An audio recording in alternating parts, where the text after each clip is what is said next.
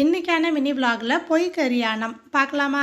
நேற்று போட்ட ஷார்ட்ஸில் ரெசிபி ஷேர் பண்ண சொல்லி கேட்டிருந்தீங்க. நானும் வீடியோ ஷூட் பண்ணி தான் வச்சுருந்தேன். நல்லா இருந்தால் ஷேர் பண்ணலாம், இல்லைன்னா டெலீட் பண்ணிடலாம்னு. ஆனால் நல்லா இருந்துச்சு. நான் சொல்கிற அளவு 5லேருந்து 6 பேருக்கு தாராளமாக இருக்கும். நான் நைட்டுக்கும் சேர்த்து வச்சதுனால இந்த அளவு செஞ்சுருக்கேன். 3 பல்லாரி வெங்காயம், 2 தக்காளி ஸ்லைஸ் பண்ணி எடுத்திருக்கேன், பச்சை மிளகாய் வச்சுருக்கேன்.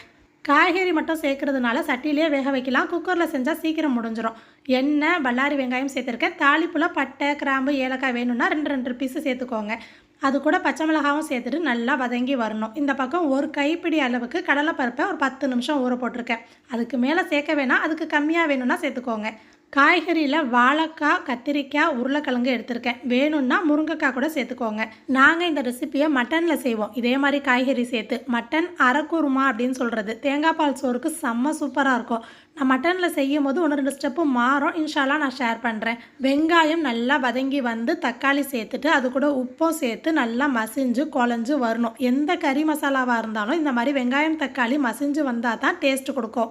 அதுக்கப்புறமா 1/2 டீஸ்பூன் அளவு இஞ்சி பூண்டு பேஸ்ட்டும் ஊற வச்சுருந்த கடலைப்பருப்பும் சேர்த்துருக்கேன். மட்டன் சேர்க்குறதா இருந்தால் இந்த இடத்துல தான் சேர்க்கணும். ஒரு நிமிஷத்துக்கு அந்த இஞ்சி பூண்டு பச்சை வடை போகிற வரையும் வதக்கிட்டு காஷ்மீர் காஷ்மீர் மிளகாய்த்தூள், அப்புறம் வெறும் மிளகாய்த்தூள், மஞ்சள் தூள், ஜீரகத்தூள், கரம் மசாலா, மல்லித்தூள்.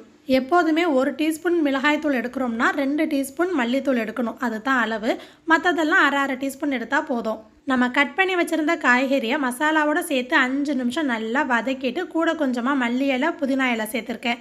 ஒரு 4 டேபிள் ஸ்பூன் தயிரை நல்லா பீட் பண்ணி சேர்த்துட்டு மூழ்கிற வரைக்கும் தண்ணி விட்டுருக்கேன். நான் வெறும் தேங்காய் மட்டும்தான் பேஸ்ட்டாக அரைச்சி சேர்த்துருக்கேன். இதுவே மட்டனில் குருமா மாதிரி வைக்கும்போது ஒரு 4 முந்திரி பருப்பு, 1/4 டீஸ்பூன் கசகசா, 1/4 டீஸ்பூன் சோம்பு பேஸ்ட்டாக அரைச்சி சேர்க்குறது. உங்களுக்கு காய்கறி கூட வேணும்னாலும் நீங்கள் சேர்த்துக்கலாம். நான் தேங்காய் மட்டும்தான் சேர்த்தேன். 2 விசில் மட்டும் வச்சுட்டு அதுக்கப்புறம் விசில் போனதுக்கப்புறம் ஓப்பன் பண்ணுங்கள். இதுதான் ஃபைனல் டச். கட்டாயம் இந்த 4 பொருளை சேர்த்துட்டு அதுக்கப்புறம் ஆனத்தை டேஸ்ட் பண்ணி பாருங்கள். ஒரு 1/2 மூடி எலுமிச்சை பழசாறு நல்லா பெருசாக இருந்ததுனால 1/2 மூடி சேர்த்துருக்கேன். அது கூட 1/2 டீஸ்பூன் மிளகுத்தூள், கொஞ்சமாக மல்லி இலை, 1/2 டீஸ்பூன் நெய்.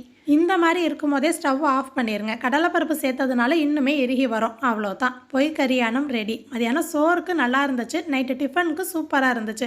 நாங்களும் இந்த மாதிரி கறி போடாமல் ஆனம் காய்ச்சுவோம். ஆனால் வெளியில் சொல்ல எங்களுக்கு ஷையாக இருக்கும்னு ஒரு சிஸ்டர் கமெண்ட் பண்ணியிருந்தாங்க. நம்ம மனசும் வெயிரும் நிறையிற அளவுக்கு இன்றைக்கி இந்த சாப்பாடை இறைவன் கொடுத்துருக்கான். சாப்பாட்டில் என்னங்க கௌரவம் இருக்குது? கரெக்டானு சொல்லுங்கள். இந்த ஷார்ட்ஸ் பார்த்தவங்களுக்கு தேங்க்யூ.